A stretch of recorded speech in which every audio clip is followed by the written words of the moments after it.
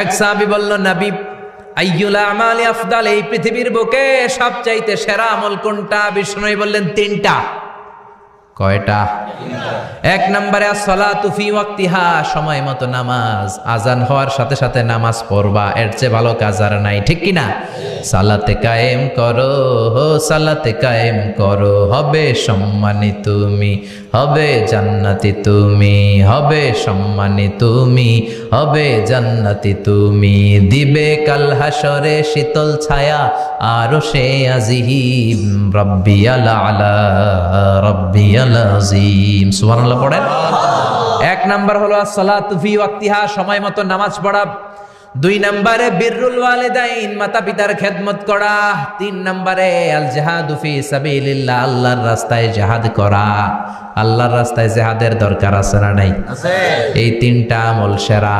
নামাজ যেমনি সেরা, মাতা পিতার সাথে ভালো আচরণ সেরা, জিহাদ করা সেরা। আরেক বর্ণনায় বিশ্বনবী বললেন, মা বাবার খেদমত করা জিহাদের চেয়ে বেশি দামি। আল্লাহু আকবার। এক সাহাবী বললেন, ইয়া রাসূলুল্লাহ আস্তাযিনুকাল জিহাদ, আমি জিহাদে যাওয়ার অনুমতি চাই।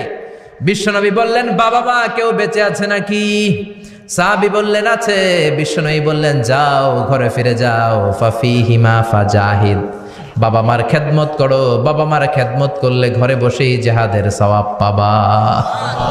কি নেয়ামত, চিনি না আমরা, বুঝি না। যতদিন থাকে ততদিন বুঝি না। বটবৃক্ষের মতো আমাদেরকে ছায়া দিয়ে রাখে, আদর দিয়ে, সোহাগ দিয়ে, পরামর্শ দিয়ে, বিপদের সময় আগলে রাখে। ছাতার মতো মাথার মধ্যে, মাথার উপরে দাঁড়িয়ে থাকে।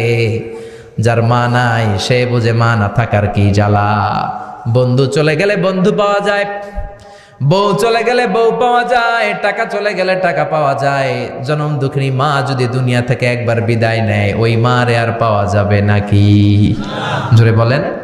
এজন্য বিশ্বনবী বললেন, রেদার রাব্বি ফি রেদাল ওয়ালিদ ওয়া সাখাতুর রাব্বি ফি সাখাতিল ওয়ালিদ। বাবা মা খুশি তো আরশের মালিক খুশি, বাবা মা বেজার তো আরশের মালিক বেজার। এজন্য সব সময় বাবা মারে খুশি রাখার দরকার আছে রাডাই। বিশ্বনবী বলেন, জান্নাতে স্পেশাল দুইটা দরজা আছে, একটার নাম আব্বা, আরেকটার নাম আম্মা। একটা দরজার নাম আল আব, আরেকটার নাম আল উম। এই দুইটা দরজা আমাদের ঘরে আছে না নাই? বিশ্বনবী বলেন, হুমা জান্নাতুকা ওয়া নারুক, বাবা মাই তোমার জান্নাত, বাবা মাই তোমার জাহান্নাম।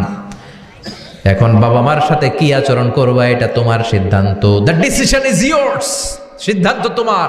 তুমি কি ভালো আচরণ করে জান্নাত কামাবা না জাহান্নামী হবা? চিল্লা এখন ঠিক কি না? বাবা মা যদি মুশরিক হয়, বাবা মা যদি হিন্দু হয়,